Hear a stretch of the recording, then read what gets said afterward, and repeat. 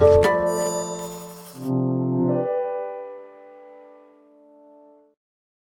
name is Nick Hanania. I'm a pulmonologist from Baylor College of Medicine in Houston. My colleague who will be joining me today is Jamie Rutland from California. The following podcast is part of a certified educational activity titled Living with Severe Asthma, Understanding the Patient Experience to Guide Therapeutic Decision-Making. Access the entire activity and complete the post-test at peerview.com/AZE860. Downloadable slides and practice aids are also available. I know it's the last day of CHEST and pretty early morning. I hope this session will be important for you as it is for us. And my name is Nick Hanania. I'm a pulmonologist from Baylor College of Medicine in Houston. I'd like to thank the Peerview, the CME provider, for inviting me and my colleague here, who I introduce in a minute, to moderate this session, but also to try to at least review what we know about severe asthma, but we want to try to make it as more practical as possible. So our title is Living with Severe Asthma, Understanding the Patient Experience, and we'll talk about patients, we'll talk about selecting therapy and decision making. My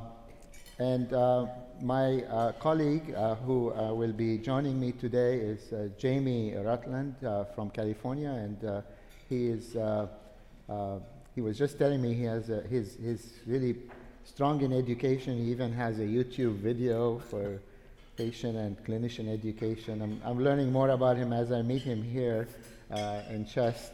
And I assure you that you'll have a lively discussion. Okay, so this is today's agenda. We're going to talk about, and my colleague will be talking about the pathophysiology of severe asthma, what we've learned about some of the phenotypes and also drivers of inflammation in this disease. I will be discussing identifying severe asthma and selecting appropriate therapy. We both will be sharing the third topic, which is the interaction between patient and provider. What are things we have to do in the clinic to ensure appropriate management and assessment? And then we will conclude with a summary slide, and we will open it up for question and answer. So let's start, and I would like to introduce again Dr. Jamie Rutland from California, and Jamie is going to discuss the pathophysiology of severe asthma, where we are with understanding the mechanism, mediators, and targets for biologic therapy. Jamie, the floor is yours. Thank you. Thanks for having me. Appreciate and thanks Peerview for allowing me to share a stage with a living legend of asthma. So good morning. I know it's early. We really appreciate you guys being here this morning. And again, what we're going to go through here is we're going to go through the pathophysiology of severe asthma, and really we're going to focus on immunology. But before we really get into that, we really got to define the science behind the story and go into what severe uncontrolled asthma is and why it's such an important topic. You know, it has a major impact on patients' quality of life. They have a lot of symptoms. They have life-threatening exacerbations. They're texting you, they're calling us, they're letting us know what's going on, even though they're on this maximum standard therapy.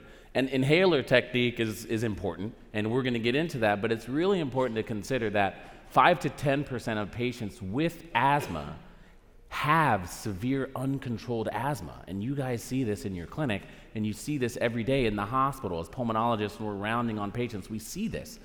It's said, and this was done in a national study, a survey study here, is 69% of adult patients have eosinophilic asthma or T2 high asthma. And really what they're concentrating on here is an eosinophil count of 150. That's how they defined eosinophilic asthma in this population. And again, knowing that eosinophilic asthma is present, these patients are going to become dependent on oral corticosteroids. And we all know the side effects and the adverse events of oral corticosteroids: hypertension, fluid retention, hyperglycemia, thin bones. And sometimes, at least on the inpatient setting, we all get that patient sometimes that has that personality change and ends up walking up and down the floor, right? So 54% of patients with severe asthma have significant number of exacerbations every year, right? Greater than 3 exacerbations a year, which again is telling us that they're going to be on prednisone for a significant portion of the year. When you look at patients with mild asthma or moderate asthma, it's much less of an exacerbation burden. And again, this exacerbation burden leads to just really poorly controlled asthma. And we know that the more exacerbations you have, you're going to have future exacerbations, which becomes a major problem. When we look at the definition of severe asthma, we know that it's asthma that requires treatment with a high-dose inhaled corticosteroid and a long-acting beta agonist, or a leukotriene modifier or theophylline, right? And if you're on that within the last year, you probably have severe asthma. And to take that a step further, if you're on systemic corticosteroids for over 50% of the year, and it doesn't matter what the dose is, the dose can be 0.5, the dose can be 1 milligram, it doesn't matter. If you're on that prednisone for over 50% of the year to prevent your asthma from becoming uncontrolled, you have severe asthma. That's who you're dealing with here. Uncontrolled asthma is defined as at least one of these symptoms here. Either the patient is telling us that they're uncontrolled, they have severe exacerbations, at least 2 bursts of oral corticosteroids in the previous year. They've had exacerbations in which they're admitted to the hospital, they're admitted to the ICU, and maybe even on the mechanical ventilator. And they have airflow limitation, or they could have airflow limitation with that FEV1 being less than 80% predicted. And we all see these patients on a daily basis. Controlled asthma that worsens when you're coming down on your inhaled corticosteroid or when you're coming down on your prednisone.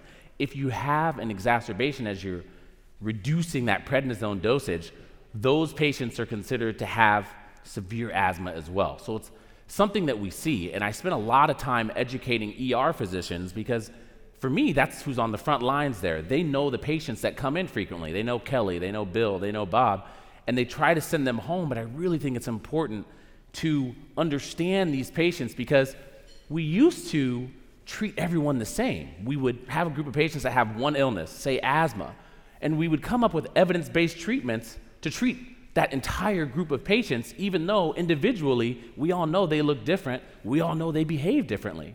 So then we started to stratify these patients a little bit, and we came up with evidence-based treatments for different subgroups within those patients. So we're talking severe asthma or mild asthma or moderate asthma here, to be specific. And we came up with treatments for that. But now, in this age of personalized medicine, we're really starting to look at the individuals, as we should.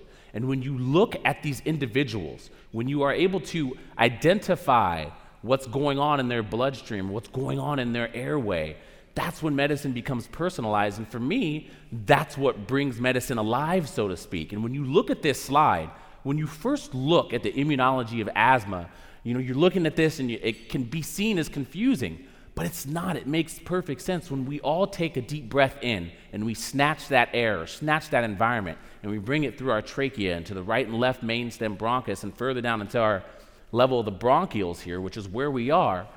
Whatever we grab from the air, from the environment, has an opportunity to interact with the airway epithelial cell.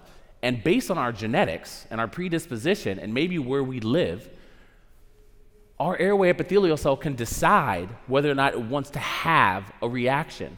So what happens here? So you can have an allergen or you can have a pollutant. When they communicate with the airway epithelial cell and the airway epithelial says to itself, you know what, I don't really like what's going on. I think I want to do some more investigating. It's going to secrete these cytokines, interleukin 33, interleukin 25, TSLP. Those first get secreted.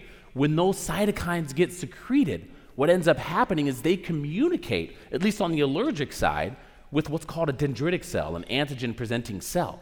And when this dendritic cell gets the message, it says, all right, I'm feeling you, I hear what you're saying here. Let me go ahead and recruit a different kind of cell. So when it recruits the naive T cell, it basically says, hey, T cell, I want you to specifically secrete certain cytokines because I think we need to do more of an investigation here. Now, with every investigation you have, you're just recruiting more cells into that interstitial layer, that smooth muscle layer. So now you've got this Th2 cell here, and that Th2 cell starts secreting its cytokines. And this is what becomes really cool. Because once these cytokines start to get secreted, I'm talking interleukin 4, interleukin 5, interleukin 9, interleukin 13, they specifically recruit cells that lead to symptoms. So let's go through this real quick. So let's think about interleukin 4. What's interleukin 4 responsible for?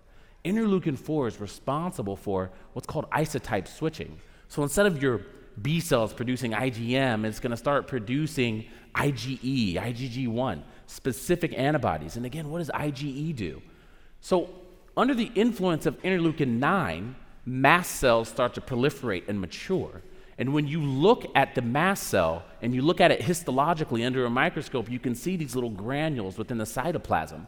Now, once IgE decides to bind to that FC portion, FC receptors on the mast cell or on the basophil or even on the eosinophil when it's activated, the IgE leads to the release of all those granules. And what's within those granules? Other cytokines, other chemical mediators, right?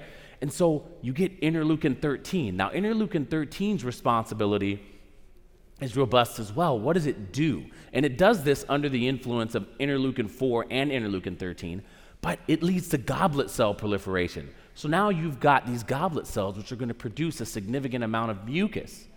It also leads to smooth muscle proliferation. So now you've got an opportunity for that muscle to get thicker. It starts lifting weights. And when the muscle starts lifting weights and gets thicker, it can aggravate itself, and that leads to bronchoconstriction and wheezing.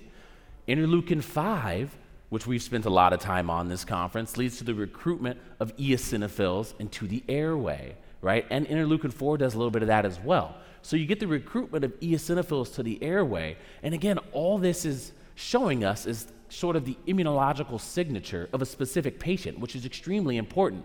Now, we split this up from an immunological standpoint into allergic and non-allergic. So when you look at the other side, the important thing to remember is that the airway epithelial cell is doing the same thing. It's still producing interleukin-33, 25, and TSLP under the influence of whatever pollutant or smoking, whatever is going on here. Now, when that happens, you're going to communicate with maybe a different type of cell. It's called the innate lymphoid cell type 2, which was discovered in 1997.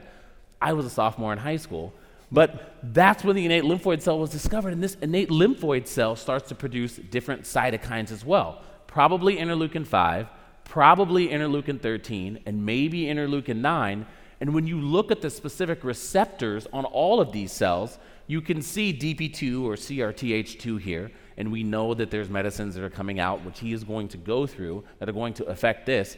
And you can see this immunological cascade.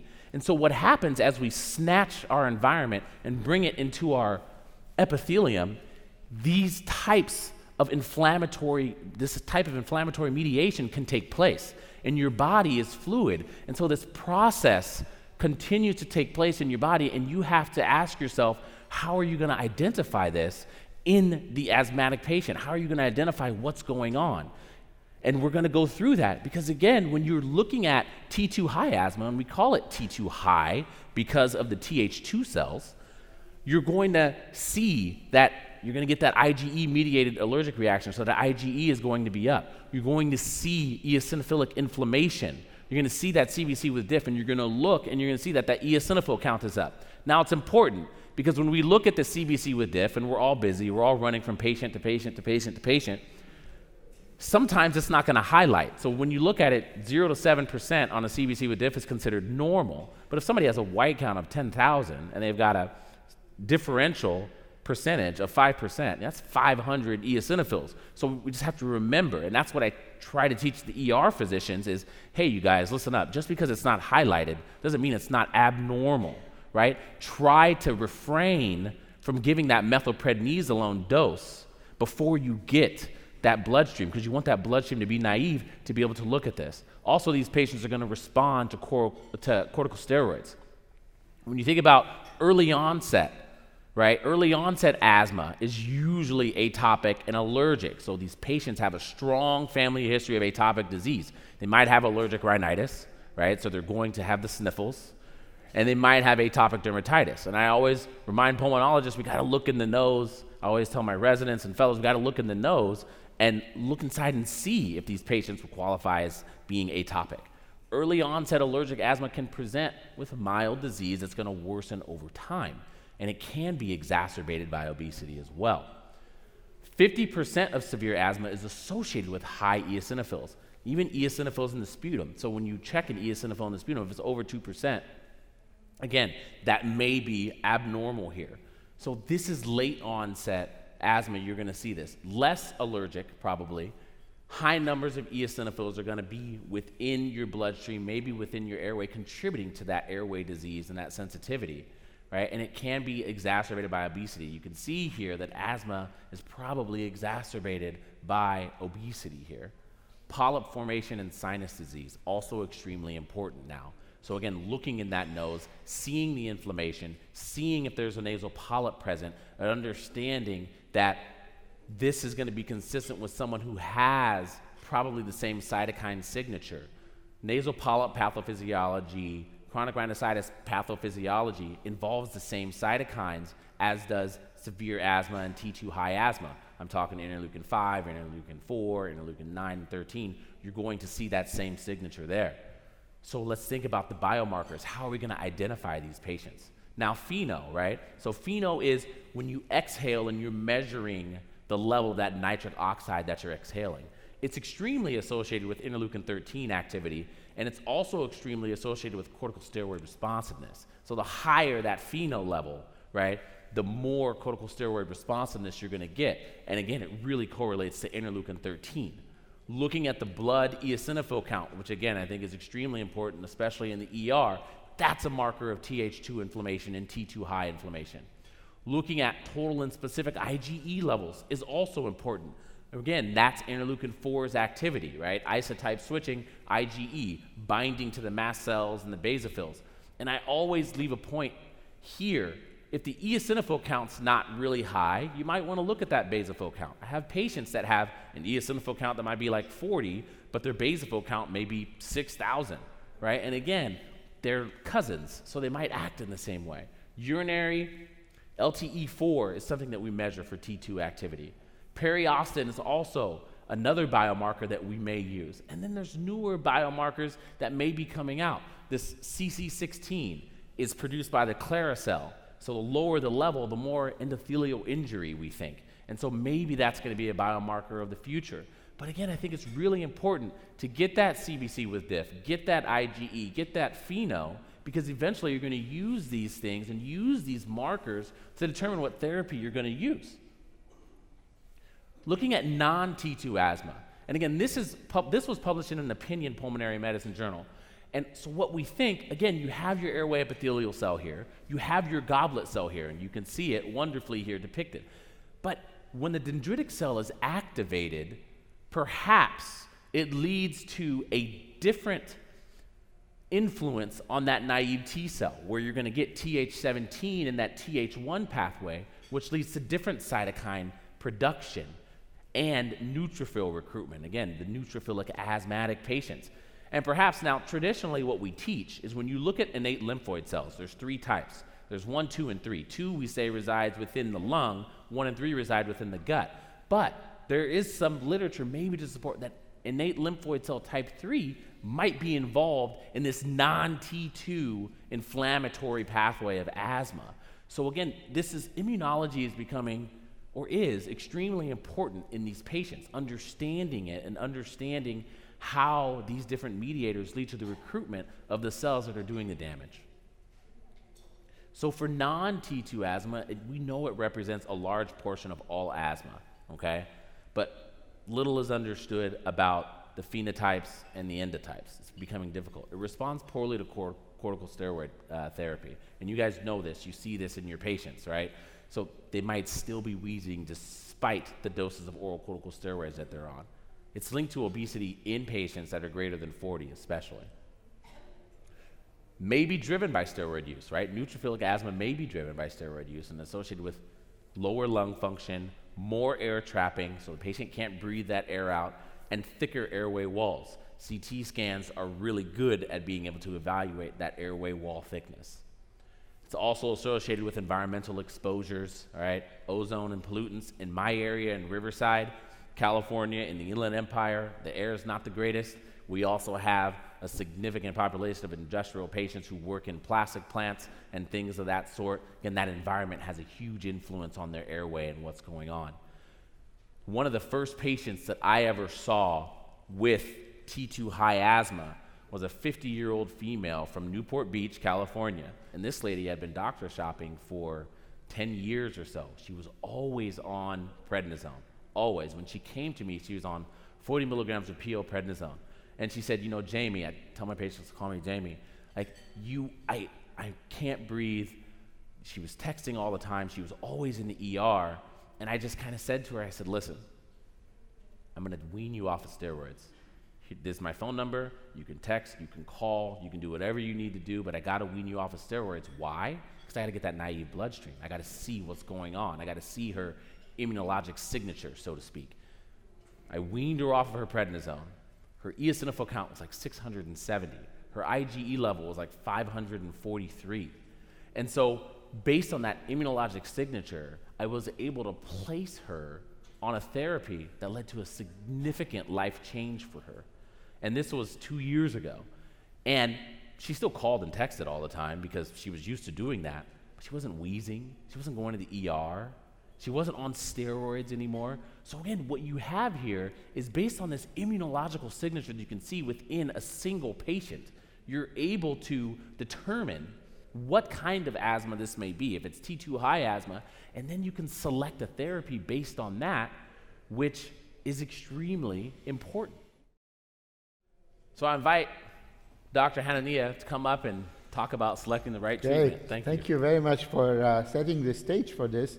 And as you see, our look at asthma has changed in the year 2019 from looking at it as a one-size-fits-all disease to identify subtypes, and now we even actually looking at endotypes and what are the mechanism and drivers.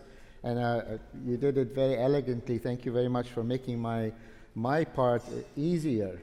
But just to go back and reiterate, uncontrolled and severe are not the same, and we actually have guidelines and strategies now to define this. In fact, in general, and including the GINA now strategy, suggests that any exacerbations, 2 or more in the preceding year requiring oral steroid is by definition severe asthma. And these are patients who our primary care colleagues should be referring them to us as a specialist.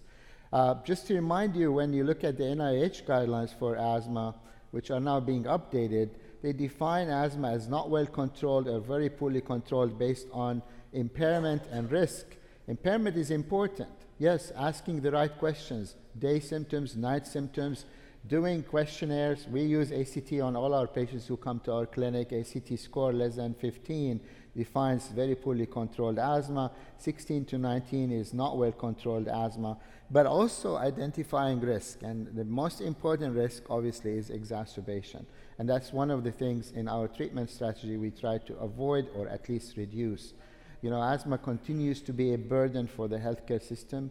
We estimate about 24 million Americans suffer from it, but also it implicates about 500,000, 600,000 hospital admission a year, and unfortunately continues to cause death in about 3,500 Americans every year. So it's an impactful disease, and the cost of the disease is also significant, about $81 billion.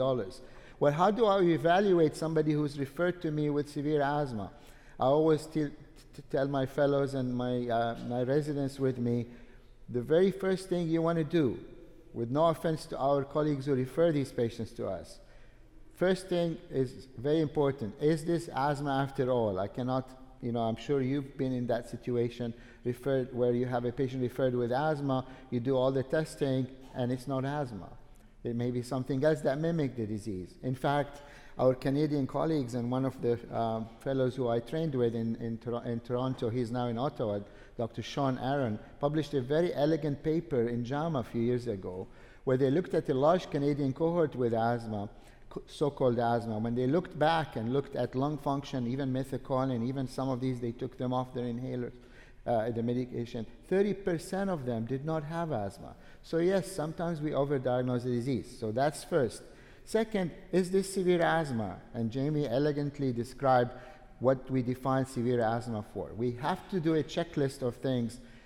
Look at the need for high-dose inhaled steroid, another controller. If the patient remains uncontrolled despite that treatment, or need oral steroid more than 50% the preceding year, that usually helps us identify severe asthma. We can do more testing with obviously presence of T2 inflammatory biomarkers suggest a more severe asthma than the non-T2 type of phenotype. Third, and very important, is what is triggering the disease. In fact, that may be second that I usually go to. Is it allergic? Is it others? Exposures, a very good history, environmental, occupational history is important. And of course, allergy testing or either by in vitro or skin prick testing is very important. You really need to rule out other comorbidities, which are very important that may contribute to the disease. And obviously, there may be other workup. The second thing is to keep in mind is that most patients referred to us with what is called severe asthma actually may not have severe asthma. They have uncontrolled disease because one of the three things that you see on the slide here. Medication issues, which we'll talk about in a minute, adherence and inhaler use. Maybe it's related to exposures, but also comorbidities. I cannot emphasize this more. We, as pulmonologists, sort of focus on the lung. Sure, it is the most important organ in the body, right? Do you all agree with this? This is a pulmonary audience. When I do this for a general audience, they start shaking their head. Well, I tell our cardiology colleagues, if you don't have lungs, your heart will be floating in the chest cavity. So we keep the heart in check. If you can't breathe, nothing else matters. This was a motto of the American Lung Association. But it's true that we do focus on the lung, but we really have to have a holistic view on things. And comorbidities are important to keep in mind in here. There are some modifiable things that you can do which doesn't cost too much. One is enforce adherence. And adherence, non-adherence is a very big problem in chronic disease in general, but specifically in asthma where you have good days and bad days. Education is a major issue here. There are intentional and non-intentional adherence. There are several reasons why patients may not adhere to your management advice and your medication. It could be because they don't think their drugs work. Maybe they don't think they have chronic disease and they only use their controller when needed. Maybe because of cost, phobia of medication, or maybe because they have polypharmacy if you're dealing with an older person with multiple other comorbidities. Incorrect inhaler technique. I know Jamie mentioned this, but I cannot emphasize that more. Now we have more than 11 approved devices. When I came to this country from Toronto where I trained, we had only 3. And metered dose inhaler at that time, and still a very common device. But now we have dry powder inhalers, we have soft mist inhalers, and imagine if we don't know how to use them, how are my patients going to do that? So incorrect inhaler device is a major issue. Well, let's talk about medication. We all are familiar with the step-up approach that GINA suggests. In fact, in 2019, they did some major changes in my mind in step 1, which I won't really talk about a lot today since we're focusing on severe asthma, but they did add the fact that now SABA alone may not be the best way. Maybe adding low-dose ICS to a LABA or as a PRN may be a way to go for step 1. But I want to focus your attention to step 5. In those patients with severe asthma, high-dose ICS plus a LABA plus another controller may be the way to go. But then if that does not work, that's when you start thinking, okay, we need to do more deep thinking, phenotyping, and also assess for possible biologic therapy. As you see, other controller option may be low-dose oral steroid, but you all know, and you heard it from my colleague, oral steroids, even short courses, are not good. They're associated with comorbidities, and that increases the cost, even though the drugs are very cheap. So we try to shy away in those patients on oral steroid. We try to get them off, and it is possible now in the year 2019 with all these agents that we have to get them off, or at least to cut down the dose of oral steroids.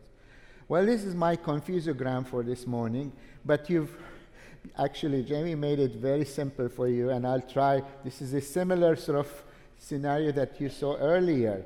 The T2 airway inflammation, both the Th2 pathway driven by allergies, the ILC2, the innate immune cell pathway driven by ILC2. The reason I'm showing you here is to show you the targets of therapies that we have either approved or being looked at in advanced phase 2 or phase 3 trials. I will for the sake of time, we'll discuss the ones that we have, because that's a more practical session here.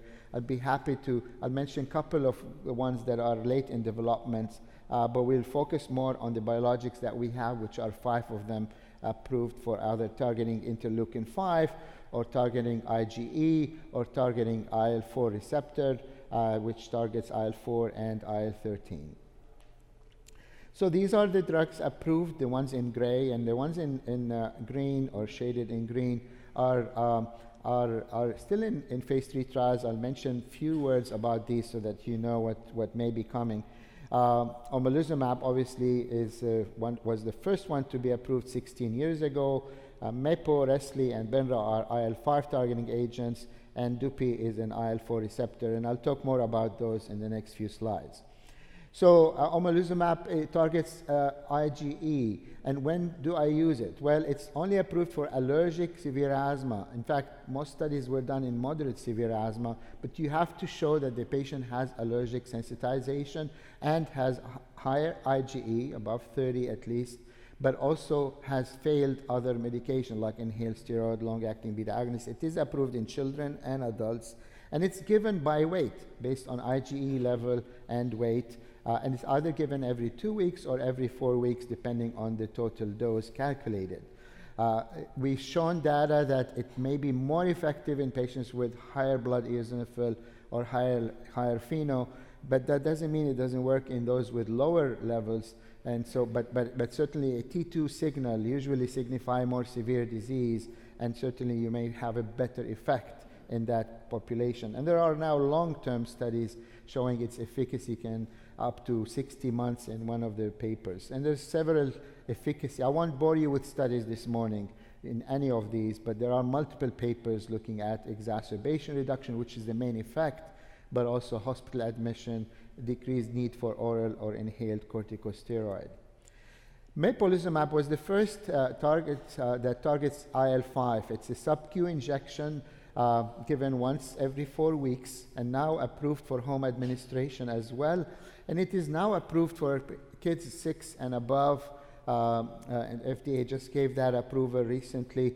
And it's approved for patients with eosinophilic asthma. So to qualify for this drug, you have to have a patient with severe asthma, history of exacerbation, who needs more medication, and it's really dosed once every month based on that fact. So we measure eosinophil at least 3 times to make sure there's a consistently high. Now, how high is a bit debatable. In general, the studies have been done that showed 150 and above baseline eosinophil is good enough. The GINA suggests 300, but I think the jury is still deciding. But in general, somebody who has consistent high blood eosinophil, whether it's allergic or non-allergic, an anti-IL-5 agent would be, and the efficacy studies have shown significant reduction in exacerbation. Actually, the higher the blood eosinophil at baseline, the better effect. And of course, one of the very important features of anti-IL-5 agents is the ability to reduce oral steroid dose. So in oral steroid-dependent patients who have high eosinophils, these drugs work very nicely. But also other patient-related outcomes can improve as well. Resli is similar to Mepo, except that it is an IV infusion. It's calculated, the dose is calculated based on weight, and it's also once a month, and it's approved for patients 18 years and above. The clinical trials were done with patients who have high blood eosinophil, more than 400 at baseline, and history of exacerbation. And similar to Mepolizumab, there's been significant reduction in exacerbation in the main studies and improvement in some of the patient-reported outcome, as you see here. Now, oral steroid dose has not been systematically studied like with Mepolizumab. There were some small studies suggest that it can help decrease oral steroid dose, but it was not part of a large clinical trial. Benralizumab was the last one to be approved. Now, there is a bit of a difference. Benra is an IL-5 receptor blocker or antagonist. So it's different. It doesn't tag to the IL-5 itself. It tags to the receptor, and it has at least the features of wiping out eosinophils because it increases cell death of eosinophils. So the eosinopenia effect is much stronger.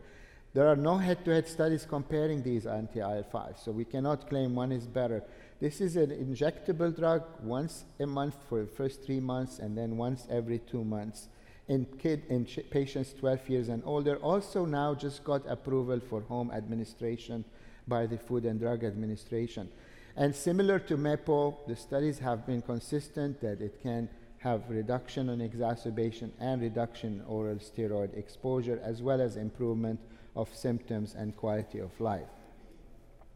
Now, this just summarizes the 3 drugs that target IL-5 that we have. We talked about the cutoff, the eosinophil based on clinical trials. In general, I use 300 in my practice as a cutoff, but certainly clinical trials have looked at even 150 and above as a cutoff if it's consistent. The last drug that we have approved is a drug that targets IL-4 receptor, and it actually blocks the downstream signaling of both IL-4, interleukin-4, and interleukin-13. This is Dupilumab, which had been approved for atopic dermatitis for a while now, but also now just got approval for nasal polyposis. And this drug was approved for eosinophilic asthma, but also oral steroid-dependent asthma, without the need for high eosinophils. So if you have somebody with severe asthma who's needing oral steroid but does not have eosinophils, despite the fact that you lower the oral steroid, this drug has a Food and Drug Administration indication for that type of patient. It does come in 2 doses, 200 milligram or 300 milligram. And usually the first dose you give double the dose, and then you go every 2 weeks. And it is a home administration drug for patients 12 years of age and older. There are several clinical trials with Dupilumab. We presented several analyses here at the meeting, but the main study, the QUEST study in 1,900 patients, showed reduction in exacerbation. The signal was higher in those with high blood eos and high FeNO, because this is a T2 blocker. Basically, the T2 inflammation cascade is blocked by this type of drug. So both FeNO and blood eosinophils are good predictor for response to this drug. And in fact, FeNO levels go down with this treatment that has been shown in clinical trials. So what about on exacerbation? You can see that all these drugs can have very good effect on exacerbation reduction, and that's the primary outcome in all these clinical trials. Oral steroid sparing effect also, these are very important features in all these drugs. As I said, Mepolizumab hasn't been systematically studied for this, but you can see the different percentages, which I won't bore you with. But if you have an oral steroid dependent patients, you look at their blood eosinophils, the choices could be Mepo, Resli, or Benra, or Dupi. Dupi has the feature that it is approved for oral steroid-dependent asthmatics regardless of the eosinophil count.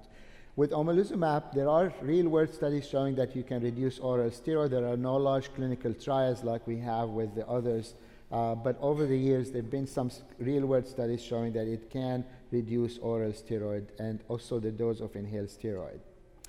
So let me just share with you a case, and because I'm older than Jamie, I decided to write up the case and not just come with it from my brains.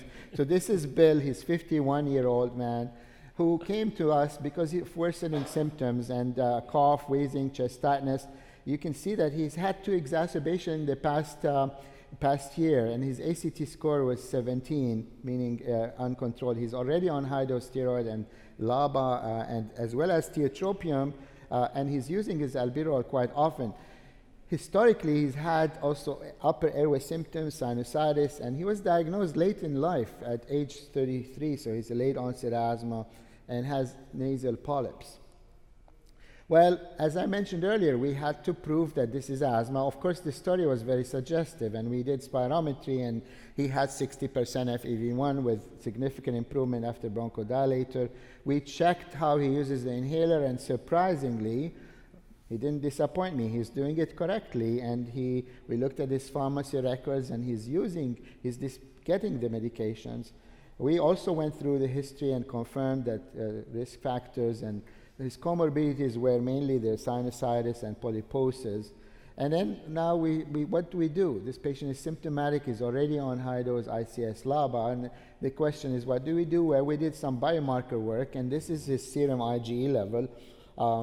and he had negative RAS testing for specific IgE, which are better than just total IgE to do. But his blood EOs were 415, repeated on more than one occasion. It was above 300. And his FeNO was high, 41. Usually 25 and above is high. So the question that comes to mind, what do we do? This is a patient who clearly has T2 high asthma, non-allergic because of the absence but he has nasal polyps, he has comorbidities. And the question is, what criteria should I use to select which biologic? We hope we all agree that this is the time to consider biologic in this type of patient.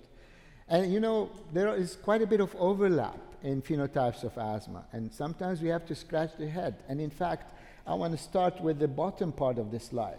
We have to look at other things also other than the drug itself, the patient's ability and comfort. We'll talk about shared decision making in a minute. We want to know if the patient has any preference about injections at home or in the office, the frequency.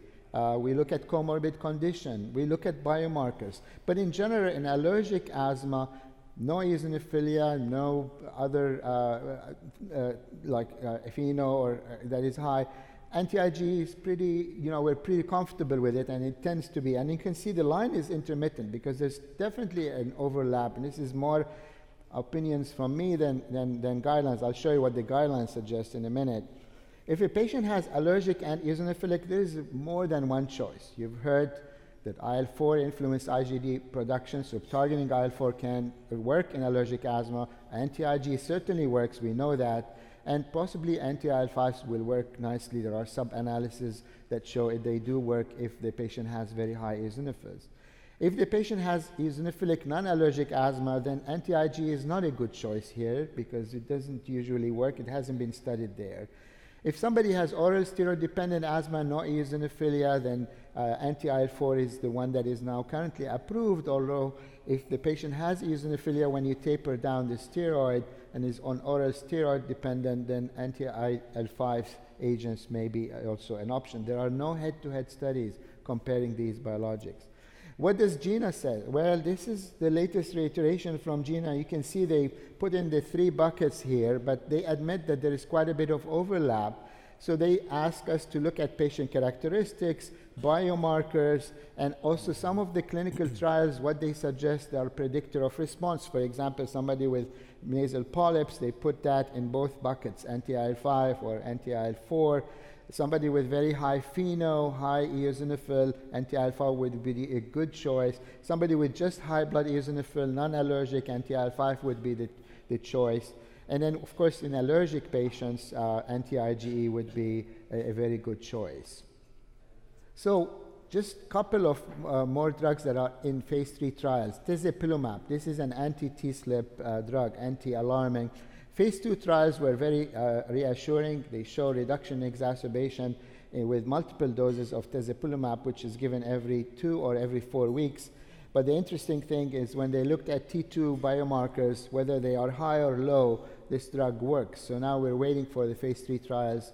Hopefully by 2021, we'll get all the data in and see if this drug will be an option for our patient. The other drug is fevipiprant. This is a DP2 antagonist. It's not a biologic, it's a small molecule antagonist. And it's an oral agent that targets DP2 receptors, which are present on multiple cells, inflammatory cells, and especially in allergic asthma. And it's shown that in small studies like this one, that it may improve lung function, decrease exacerbation. Of course, we are waiting the results on the exacerbation reduction. Unfortunately, the results on lung function it looks like from a press release yesterday, were not very encouraging, but we're waiting for the larger studies on exacerbation with this drug. So the last segment is a short one, but I thought we should really summarize by talking the importance of patient-provider interaction. I cannot emphasize that more. You can be the best pulmonologist in town, but if you don't build up a partnership with the patient or his or her family, you may miss the boat when it comes to severe asthma. It really has to be, and I know I'm preaching to the choir here, but it's really something that I want to emphasize a lot. So maybe you can start with discussing a few things, and then maybe I'll pick up from there. Sure. I mean, and I agree with Nick. Partnering with your patient is extremely important. Educating the patients are extremely important because nowadays, patient come to you with information and say, hey, I saw this on Google, or hey, I saw this or that. So I think it's almost important to beat them to the punch. And so providing them with resources and teaching them even some of the immunology, spending a significant amount of time teaching them why you've chosen this or that and why they're doing their medicines, I really think it leads to increased patient adherence, because the ultimate goal is to improve their symptoms. And they know that, right? You want to manage comorbidities and you want to improve their lung function while simultaneously reducing their presence in the hospital, reducing their need to grab that rescue medication, and reducing those adverse events because of medicines like prednisone. Mm-hmm. Patient education is definitely key. And so when I look at this asthma action plan, basically for me, it's an important document because it solidifies that partnership with the patient, that you guys are establishing that open line of communication. And I know Nick had mentioned it earlier, YouTube. Again, for me, using social media, using YouTube to educate is really a part of what we need to be doing, because it does two things. One, patients know that you're putting yourself out there for them on their behalf. And two, it starts to set these realistic expectations with patients so they can understand, hey, yes, you're going to exacerbate. Nothing's perfect. Here's some of the data. So that one-on-one interaction is important as well. It really individualizes and personalizes the visit, right? You're not treating a group of patients. You're treating Jim, or you're treating Bob or Hannah. And I really think that that's a key to some of this success. So adherence, we talked about it. It's very important to really discuss why is patient not you have to be very sensitive. The other day I saw a patient, the pharmacy record says that she has not dispensed her controller inhaler for months. Yeah. Yet she comes to me and she's still symptomatic, and we were entertaining using Biologic, and my fellow said, which one to pick? I said, first of all, let's see if she's taking her inhaler. Yeah. So we have to go through describing the problem, attending to recommendation, choosing the option. Is it a phobia? Is it cost? Do I need to change the inhaler? Maybe insurance coverage is a problem. Maybe they're worried about inhaled steroid side effects. So these are things that are very important. The choice of inhaler, in my mind, personalized medicine starts with this. It's not $1 million investment in Biologic. It really starts by choosing the right inhaler, because after all, if these patients are not using them correctly, you're really wasting money and wasting the time in pushing other drugs down the tube. So that I don't have time to go through this, but you all know this. You have to check technique, and if they have good inhalation technique, if they have very poor inhalation technique and they have poor inspiratory effort, then a dry powder inhaler may not be the best choice. And that's where, metered dose inhaler may be not easy in some patients, because it does include 9 steps to use it correctly, and so on. The algorithm is there. I won't read it because of the sake of time, but there are choices there. And I recommend that you have placebo inhalers in your office to show them how to use these inhaler devices, and see if you have choices of picking the right inhaler for the right patient, then do it. Don't just, I know sometimes our hands are tied where insurance companies dictate which is the one that is covered. So I try to be practical about it, but if you don't have that limitation, then you really need to know what the best inhaler is for the patient. Actually, there's a survey. We published this in Journal of COPD Foundation with chest on both pulmonologists and primary care and even patients. And you'll be shocked to see, the surveys of course are blinded, and that many of our colleagues don't do that, and actually don't think about the very first thing patient fails an inhaler, they pick up and change the medication. They don't take the time to say, maybe it's not the drug, maybe it's just the way it's delivered. So shared decision making, this is something that I would like to recommend. There's a website that we developed for patients with severe asthma. It's called the Chest Foundation Shared Decision Making web tool, where patients can go in and read about all the options for their treatments for severe asthma, so that when you have an overlapping option, the patients can help you decide what she or he wants. But it really engages the patient, and it's a commitment, and it's not something that is a one-time deal, and that's something that has to be considered. I usually, when I try to entertain a biologic in these patients, I give them whatever I have to read, but also give them this website. I ask them to read about it. You know, by the time you need to get approvals and stuff, your patient has to also be convinced. Then the next visit is when I start prescribing it. And so I take my time. I don't rush into decisions before I see what the patient thinks. So we're going to end up with asking Jamie to tell us another short story, and I'll finish with the conclusion slide. So it's a 63-year-old white non-obese woman with a history of childhood asthma. All right, she is diagnosed with asthma by her PCP. Symptoms resolved when she reached adolescence. She may have some allergic rhinitis and some GERD, and this non-smoker. She was recently admitted to the hospital. She was really short of breath. She got oral corticosteroids, and then she felt great.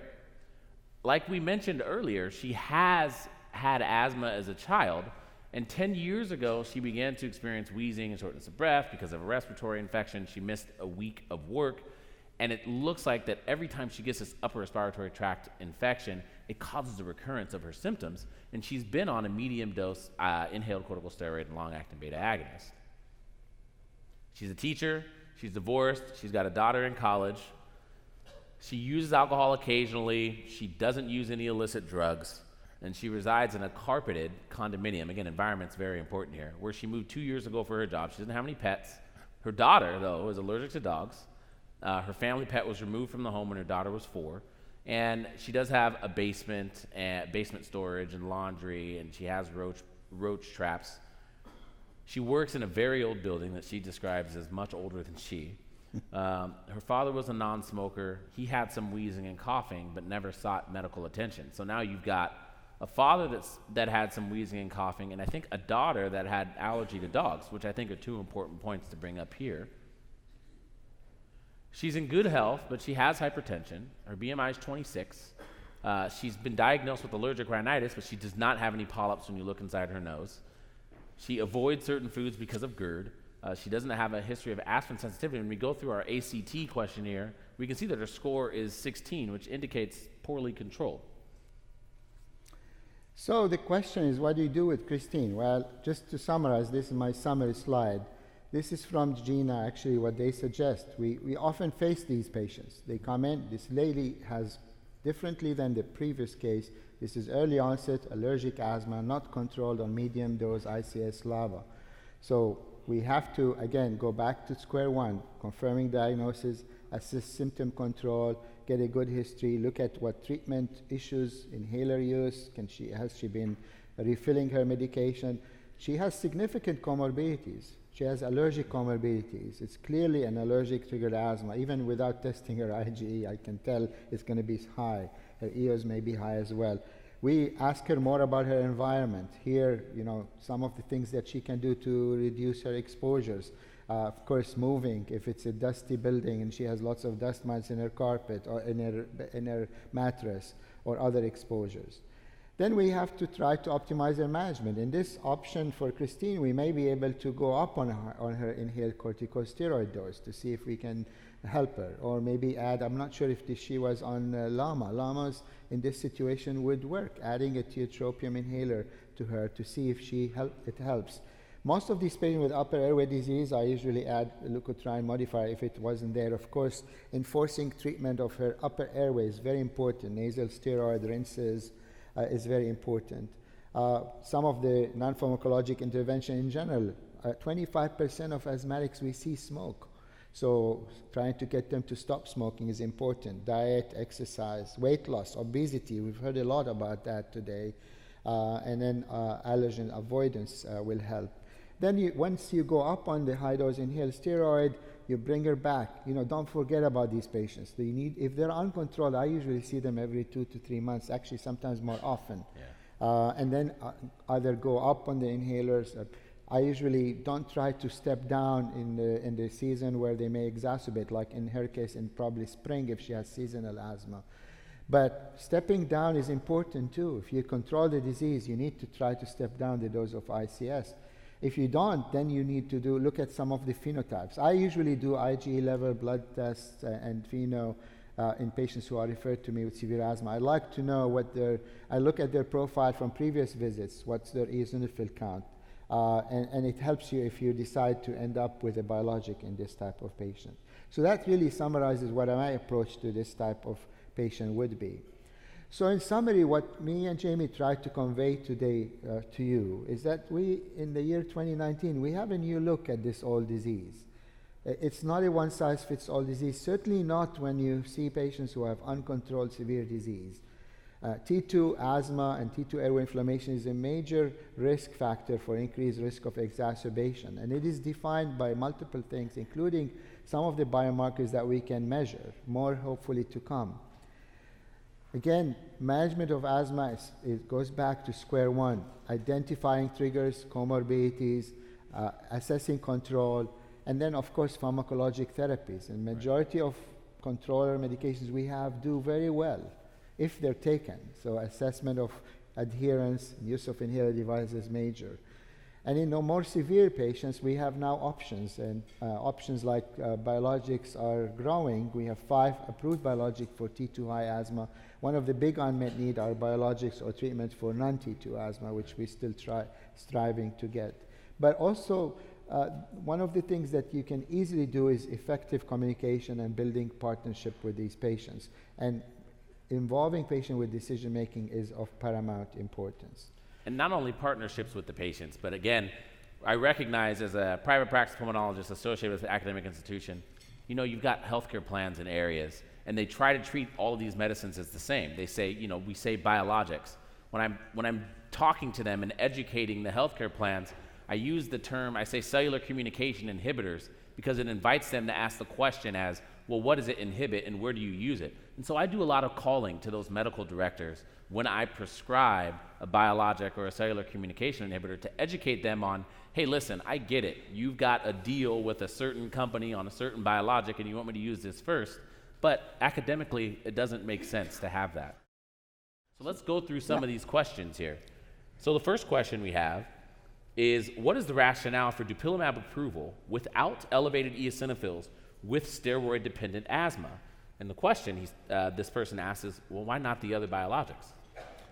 Well, if you know the mechanism of dupilumab, it blocks the IL-4 receptor. So it's really not an anti-eosinophilic drug. So eosinophils are not necessary, although high eosinophils usually reflect higher burden of the disease, and indeed in clinical trials, the higher the eosinophil, the better. But if you look at pheno, the pheno has nothing to do with eosinophil pathway. In fact, it's an IL-13 dependent pathway. So high pheno, it's by itself can actually predict response. In Europe, actually, that by itself can be an indicator for use of dupilumab. That's not the case in the US because FDA has not really been approved that. So dependent on oral steroid usually reflects probably underlying T2 inflammation. We believe that. In fact, if you look at GINA, one of the criteria, which we did not show, but you can go on their website, one of the criteria they put in as T2 inflammation is oral steroid dependence. Right. You may argue about it because some of the non-T2 asthma, we throw oral steroids on them too. But so dependence of oral steroids may be a reflection of T2 inflammation, and dupilumab actually is a drug that targets T2 inflammation. Anti-IL-5s are excellent drugs. They target eosinophilic inflammation. And they have to have eosinophil to work because IL-5, the full-time job of IL-5 is pampering the eosinophil, right. Bringing it from the bone marrow, maturing it, keeping it happy, keeping it alive. And it's very important. Eosinophil is very important in remodeling and in causing symptoms. So that's probably why the differential. I think I get puzzled when I see these results, but it's actually, if you think about it, it makes sense. Now with anti-IgE, there was no large clinical trial showing oral steroid sparing effect. There are real-world studies, as I mentioned, that showed that, and my experience as well, but it's not systematically studied. So another question is, and I think we spent some time talking about this, I'm not sure what time the question was, how to decide between the different biologic agents currently available in a patient with elevated IgE and peripheral eosinophilia. And then what is the role of the biologics if either of the above are absent or not significant? Yeah, I mean, that's a patient with allergic eosinophilic asthma, and that's any of the 5 we talked about may work, actually. It depends on your comfort. Of course, insurance coverage is important, patients as well. How they want to get the drug. Is it once a month, every 2 months, or every 2 weeks in the hospital, in the clinic? Some patients don't want to give injections at home. They want to come in. Your comfort with the drug. If you're used to using a drug that you've been prescribing for a long time, most of these drugs, we didn't talk about safety, not to exclude that, but most of the drugs have good safety profile. Some have been studied for 16 years, like Anti-IgE. Others, we have 4-year studies now with Mepo. We have 2-year long-term studies with Benra. So the more we are familiar with these drugs, we get more comfortable with them. Right. So there are multiple factors. When you have overlapping phenotypes like this, there are options, and that's where shared decision-making with the patient comes very, very helpful. Yeah, letting the patients decide which biologic they like based on whatever. Some people like Coke, some people like Pepsi. If you have a lot of options, it actually turns out, at least in my clinic, when the patient says, you know what, I think I want to do Benra, they kind of... Yeah, and but one of the things, switching is one question I get asked a lot. Yeah. How long, doc, or another colleague, when do I switch them? The general consensus now, at least from GINA, it's not a guideline, it's a suggestion, but that we have more data with Mepolizumab, is at least 4 months of therapy before you decide to switch. And if patients respond, but medium respond, then they suggest even keeping them on the same bio for another 6 to 12 months before you decide to switch. Along that same rationale, because I have a couple of patients that are actually on 2. Yes. Right. So when would you switch before you added, or when would you think about that? Well, adding is an interesting concept. Yeah. I know I don't have any, but many of my colleagues do, and if your insurance allows you, because it's cost. Yes. But it's not unplausible, just thinking about the biology, to have more than one biologic working through different mechanisms. Our oncology colleagues use that all the time in cancer.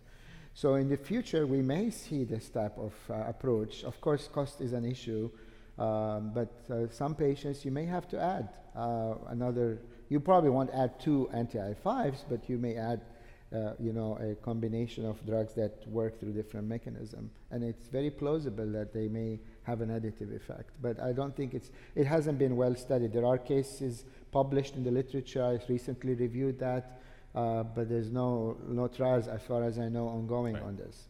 And if the rest of the questions, if I didn't read it, is because your handwriting is so personalized. I think you want to come up and ask. I know it's getting late, and I apologize for keeping you, but I want to make sure I address what solution for patient not responding to, or what happens if patient does not respond to biologic. One thing we did not address today, and we really don't mean to exclude it, is bronchial thermoplasty. It's another option for severe asthma. Honestly, we're still trying to define the phenotype that would respond best for bronchial thermoplasty. We had a very nice talk yesterday with Dr. Maselli at the conference. It's an option. It's a valid option for some patients. If you have patients who has no airway inflammation, severe asthma, is already on every treatment, you might want to consider that if the patient is allowed. It's an invasive procedure, but it's done in several centers in the United States. I agree with the handwriting part.